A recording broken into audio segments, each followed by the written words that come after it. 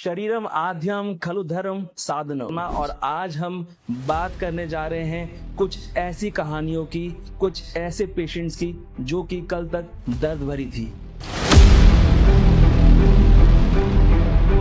आज से जब अगर हम 1-1.5 साल पहले रिवर्स जाते हैं तो मुझे आज भी याद है आपकी करनाल की पहली ओपीडी थी और आज वहाँ पे आपने एक पेशेंट देखी थी, मिसेस रेनू राणा।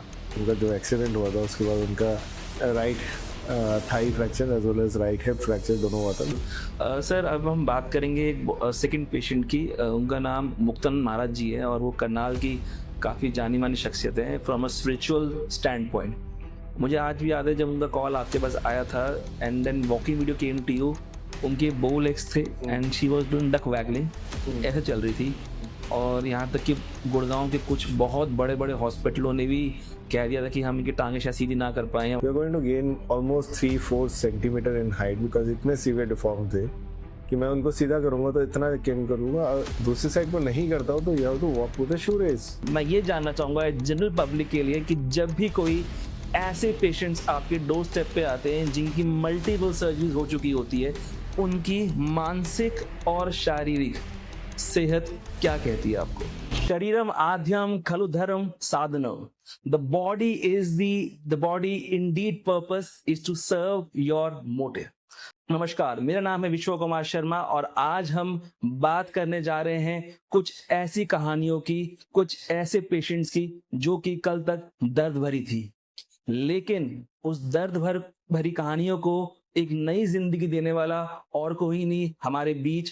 आज मैं स्वागत करता हूं डॉक्टर देवाशीष चंद्र जी। सर कैसे हो आप? नमस्कार विश्वा, बहुत जबरदस्त ओपनिंग लाइन डाल दी तुमने। चलो थैंक यू सर। आज हम बात करने जा रहे हैं आपकी आज से जब अगर हम 1-1.5 साल पहले रिवर्स जाते हैं तो मुझे आज भी याद है आपकी करनाल की पहली ओपीडी थी और आज वहाँ पे आपने एक पेशेंट देखी थी, मिसेस रेनू राणा। और उनकी जो हिस्ट्री थी, उनका हिप फ्रैक्चर हो गया था जहाँ तक मुझे याद आ रहा है, और 2020, 21 और 22 में उनकी 3 back to back surgeries Karnal में हुई थी।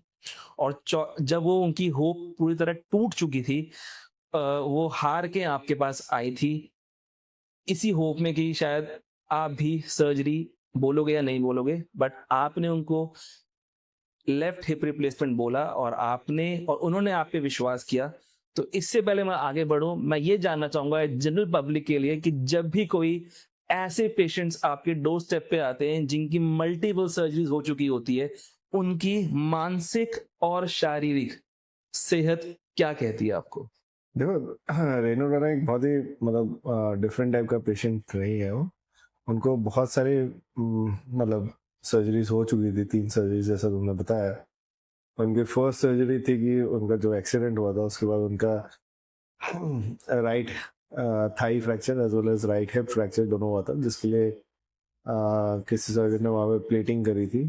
ठीक है, so now plating failed leading to they went for another second surgery. Plating fail का मतलब उसमें जुड़ नहीं रही थी हड्डी, तो उन्होंने दोबारा से इसको नए तरीके से रीप्लेटिंग करी उसको। ठीक है, सो इस रीप्लेटिंग के ड्यूरेशन में उनको बोन ग्राफ्टिंग का बहुत सारी चीज़ें करी।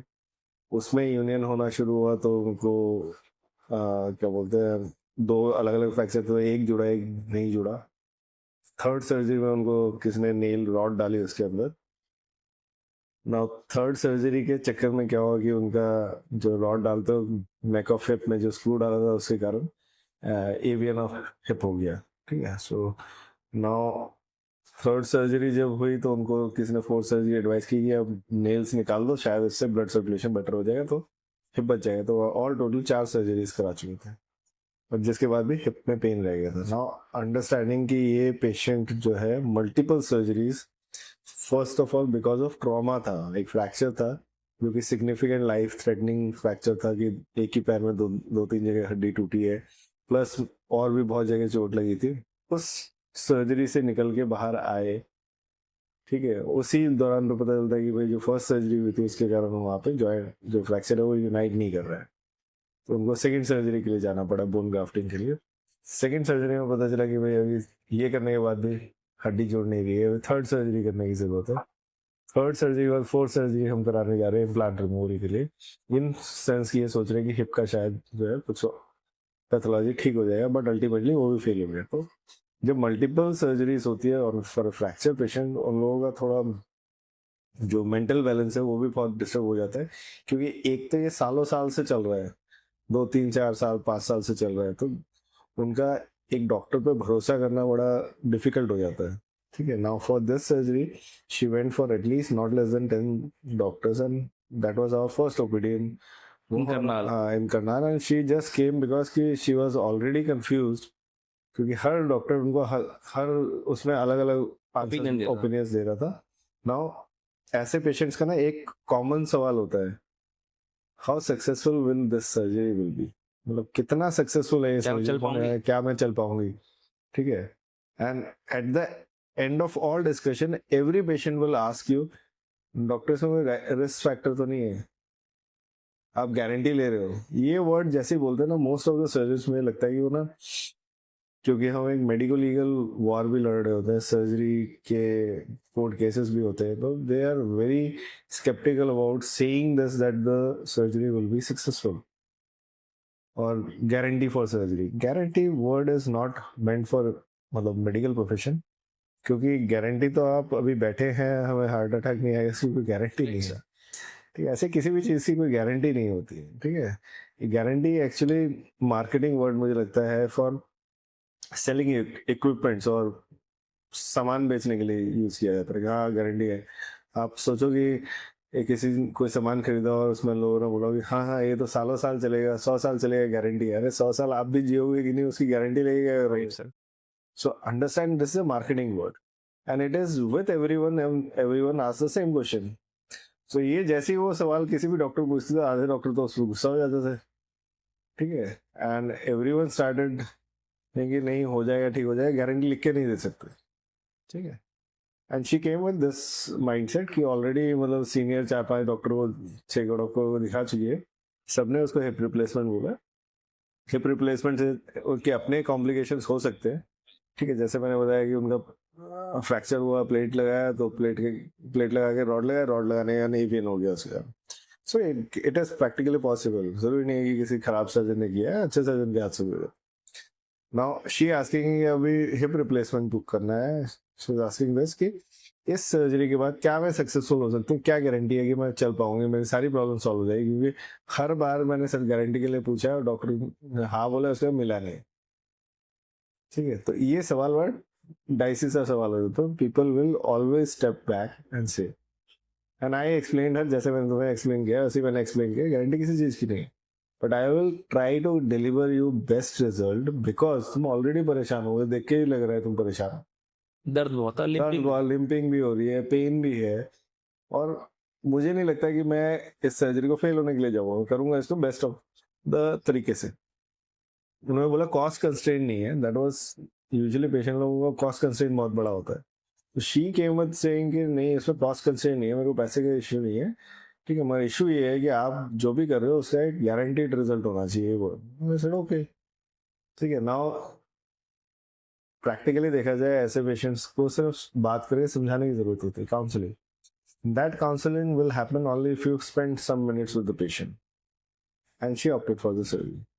नाउ अगर देखा जाए तो it was a typical normal hip replacement type का नहीं है, क्योंकि इसमें ऑलरेडी एक फ्रैक्चर हो चुका था, उस फ्रैक्चर ने उनकी हिप बोन का कॉन्फ़िगरेशन चेंज किया हुआ था, उनका कैनाल जो है वो बोइंग था। नाउ हिप रिप्लेसमेंट के इम्प्लांट में with a stem which is longer than this fracture मुझे क्रॉस करना है, तो उस पर्टिकुलर रीजन में मुझे भी ये था कि हाँ इनमें ये चीज़ें लगनी है, वो मैंने उनको बिफोर एंड अच्छे से बैठ के समझाया कि this one we had all the equipments inside the theatre.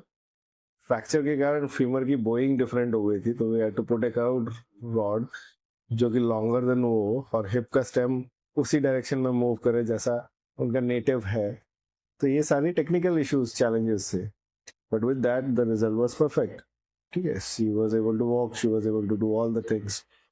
ठीक है, एंड उनका जो ये माइंड सेट, जो उनका डर जो था वो चला गया। These are things which will happen if your patient talk to you. Difficult cases के पेशेंट्स के साथ टाइम स्पेंड करने की जरूरत होती है। डिफिकल्ट पेशेंट बोलते हैं बहुत सारे, मुझे लगता है डिफिकल्ट पेशेंट नहीं है, it is because of multiple struggles they have faced, multiple surgeries they have faced, they have multiple injuries they inquired तो उन लोगों को काउंसलिंग और टाइम की जरूरत होती है।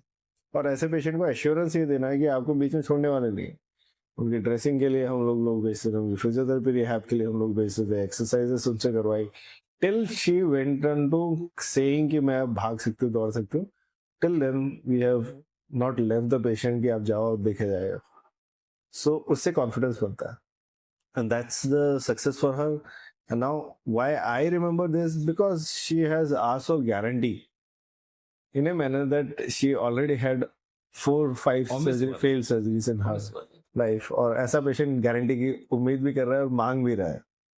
ठीक है, तो काउंसलिंग से ही पेशेंट याद होता है, something patient does which makes you remember forever. And now because she did this and result was better, I will always remember her name. I still remember, sir, it was October 12, 2023. I'm very good with dates. और वो patient OPD में जब वो रोते हुए मुझे बाहर मिली थी, उसने मुझे एक क्वेश्चन पूछा था कि विश्वा सर, बस मुझे इतना बता दो कि मैं क्या चल पाऊंगी बिना दर्द के? अगर ये बात हो सकती है तो मैं सर्जरी करने कल ही आ जाऊंगा। And I think she got the surgery done with in 7 to 10 days। मतलब ज़्यादा टाइम उन्होंने लिया भी नहीं, एक भरोसे के साथ वो आई थी, which was very amazing sir.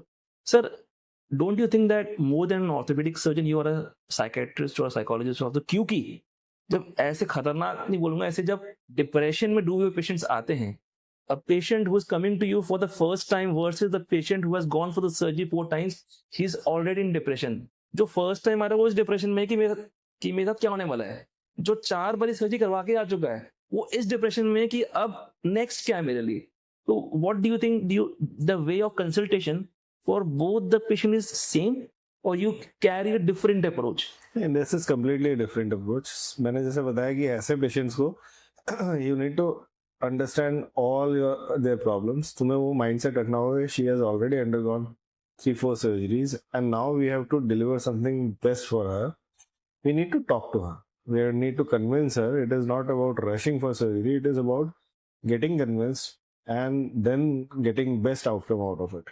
and मुझे लगता है हाँ, कुछ हद तक ये समझाने वाला, काउंसलिंग वाला जो वो सर्जन के साथ ही होना चाहिए। Not exactly the word I will use की साइकेट्रिस्ट या साइकोलॉजिस्ट, नहीं, I am not, I am orthopaedic surgeon, but you have to have skills to counsel the patient. That is what is needed. Convince the patient और show Convince रास्ता them. दिखाना कि आप जिस रास्ता रास्ते पे जा रहे हो सही रास्ता है।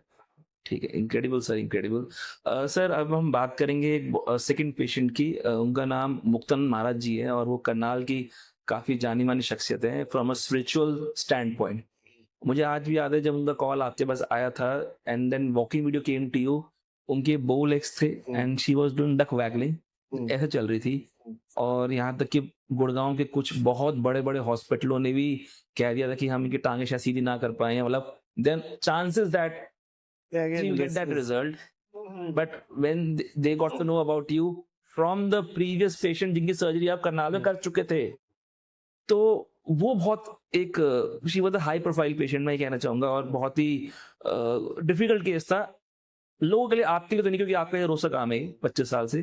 तो सर, उस बारे में कुछ आप रोशनी डालना चाहेंगे? मुक्तानंद महाराज की जब सर्जरी के लिए आए हो, उसके लिए ये था कि सबसे पहले उनसे डायरेक्ट कांटेक्ट नहीं हुआ, तो उनके वहाँ से उनके जो जो शिष्य है या उनके सबऑर्डिनेट्स जो है, उन लोगों की तरफ से कॉल आया, तो उनकी तरफ से हमें उनकी जो मेन शिष्य है, ठीक है, नीलिमा जी, जो कि एक सेशन जज भी है, अभी तुम प्रेशर समझो, ठीक है, तो उनका फोन आता है कि उनका ये सवाल होता है कि डॉक्टर दिव्यशीष, हम लोगों ने 4-5 डॉक्टर से ऑलरेडी पूछा हुआ है and we want to get the surgery done, but before surgery I need to understand कि रोबोटिक सर्जरी होती क्या है।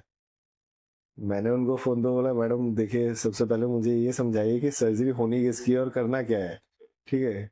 अब आप रोबोटिक सर्जरी सब के टाइम पे actually it was only knee joint replacement ही था उसमें, अभी हिप तो अभी ऐड हुआ है, तो नी जॉइंट रिप्लेसमेंट सर्जरी के बारे में पूछ रहे हैं। मैं उनसे सीधा पूछा प्रॉब्लम क्या है और किसके लिए ये पूछ रहे हैं, तो उन्होंने फिर बताया मुक्तानंद महाराज जी के बारे में, बोला कि महाराज को ऐसे ऐसे प्रॉब्लम है और हम सिर्फ एक ही घुटने के दर्द के बारे में सोच रहे हैं, दूसरा उनका ठीक लग रहा है, दर्द उनको एक ही में है, तो हम एक ही सर्जरी, वो भी रोबोटिक सर्जरी से कराना चाहते हैं। मुझे आप थोड़ा सा समझाइए कि होती कैसे सर्जरी, क्योंकि मैंने ये सवाल बहुत लोगों को पूछा, सारे डॉक्टर्स को, तो people are not able to explain me the same thing, और या उनको समझाने के लिए फोन पे समझाने में दिक्कत हो रही थी। Now not seeing a patient, and getting a call from a session judge, practicing session judge, and you have to explain the surgery over the phone. So I explained the robotic surgeries over the phone. She said, okay, I think I'm convinced. I need to meet you because जितने भी बाकी लोगों से बात की है वो बड़े बड़े सर्जन है, नोन रिनाउंड सर्जन है, जिनको सब लोग जानते हैं, ठीक है, और आपके लिए आप सबसे यंगेस्ट, तो मुझे आके आपको पर्सनली देखने की जरूरत है before committing the surgery. I said, okay. I said, if it is possible, bring Maharaj as well. Let me examine the patient. She said, okay, I'll try. If not, I'll make a video and I'll come to you. I said, okay. So उनको मैंने पूछा कि आपको reference किसने दिया. बोले कि हमारे शिष्य में से किसी ने आपसे सर्जरी कराया है, वो भी डॉक्टर है, और उन्होंने आपसे नी की एक सर्जरी कराई है और उन्होंने आपका नाम रिकमेंड किया है. तो मैंने कहा okay. Now she came and met me. I've shown her the videos of surgery, how we do it, and she got convinced. So first day महाराज नहीं आए, उनके साथ ये सेशन जज ही आए नीलेबाजी. तो उन्होंने हमें पूछा सारे सवाल वाल ने. I spent time with her. She understood the things and then she said, okay, let me go and figure it out. ठीक है. और मैंने उनको तभी बोला कि आई एम एक्चुअली, जो आपने वीडियो भेजी है उसमें दोनों नहीं रिप्लेसमेंट होने की जरूरत है, एक्सरेज देखने से भी दोनों ही लग रहे हैं, तो my suggestion will be both, going for both together. And you can remember कि नहीं, महाराज भी बहुत ना इसी के बारे में बहुत स्केप्टिकल है, और हमने उनको सिर्फ एक ही के लिए बोला, वो एक ही के लिए मानी है. और 4-5 साल पहले किसी ने कमेंट किया था कि इनको सर्जरी करानी चाहिए. तो ऐसे ओके, आप लेके आ जाओ. तो सीधा एडमिशन के लिए वो लोग आ गए. Now she came with mindset that I will go for one. Now मैंने उनको समझाया कि आपके दोनों पैर बहुत टेढ़े हैं, एक दर्द कर रहा है, पैर ज्यादा टेढ़ा है, I can understand, but the moment I will make one straight, टेढ़ी चीज को मैं सीधा करता हूँ, it will gain height. You are going to gain almost 3-4 centimetre in height, because इतने सीवियर डिफॉर्म थे कि मैं उनको सीधा करूंगा तो इतना गेन करूंगा. दूसरी साइड को नहीं करता हूँ तो you have to walk with a shoe raise. और एक सर्जरी करने से जितनी परेशानियां हो रही है, वो 2 करने से भी उतनी ही होनी है, उतने ही टेस्ट होने हैं, एक ही अमाउंट ऑफ स्टे होना है, एक ही साथ रिकवरी होनी है, और सारी चीजें सेम होनी है. Now you want me to do one, I will do one, मेरे को कोई इशू नहीं है. टेक्निकली मुझे लगता है कि दोनों को एक साथ करने से आपको बेटर फायदा मिलेगा और रिकवरी फास्ट ही होने वाली है, इक्वल टाइप पे होने वाली.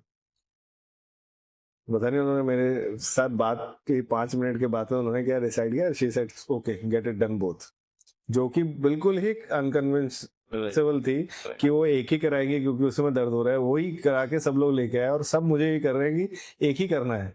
Two point with in 5 minutes of just talking to me, giving a logic why I want both together. और मैंने उनको 2-4 और वीडियो दिखाए पेशेंट्स के, उन्होंने कहा दोनों की रिकवरी में कोई डिफरेंस नहीं होता है. And she got convinced and we did the surgery with robotic surgeries. Same day we were able to make her stand. Next day she was able to walk. Within 3 days she was off walker. Stick जो वो लेके आई थी वो symbolic वे में use कर रही थी to walk on the 3rd day. Now मैंने हर बार उनसे पूछा, उन्होंने बोला कि मुझे कोई पेन नहीं है. इतना डिफॉर्मिटी, इतना पेन के साथ एक आदमी जो था, तो रिकवरी में उन्होंने को बिल्कुल भी पेन फील नहीं हुआ. And that was changing point for her.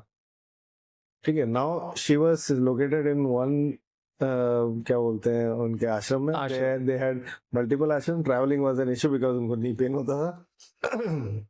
Now after knee replacement surgery, she is roaming around everywhere, all the ashrams, even going outside to deliver the talks.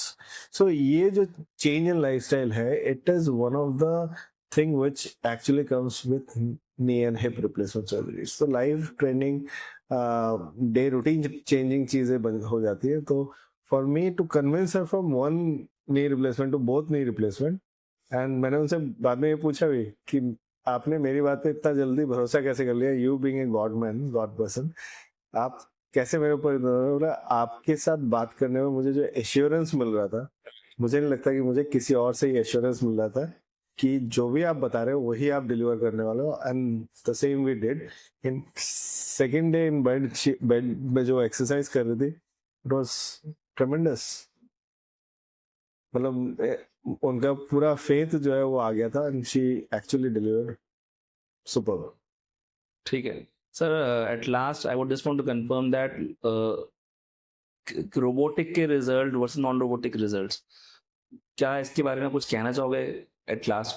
देखो, टू बी वेरी फ्रैंक, जब मैं robotic surgery start कर रहा था, me being a robotic train surgeon since 2015, मेरे दिमाग में ये था कि शायद रोबोटिक सर्जरीज और कन्वेंशनल सर्जरीज, क्योंकि रोबोट था नहीं, ट्रेन होने के बाद भी तुम यहाँ पे आए तो नेविगेशन यूज कर रहे हो या नॉन नेविगेटेड भी यूज कर रहे हो, फिर कॉस्ट का इशू था, तो मेरे रिजल्ट्स टचवुड पहले ही अच्छे हो रहे थे, तो मुझे लगा शायद कोई ज़रूरत ना हो। बट लास्ट फ्यू इयर्स मेरे भी माइंड सेट कम्प्लीटली चेंज हो गया है। With the technology, what we can do is we can give always similar results. The reliability of surgery is increasing. Precision definitely, हाँ, एक बहुत अच्छा सर्जन और एक अच्छे रोबोटिक सर्जन में प्रिसीशन जो है दोनों में ही अच्छे होंगे, but reliability every time getting the same result has increased.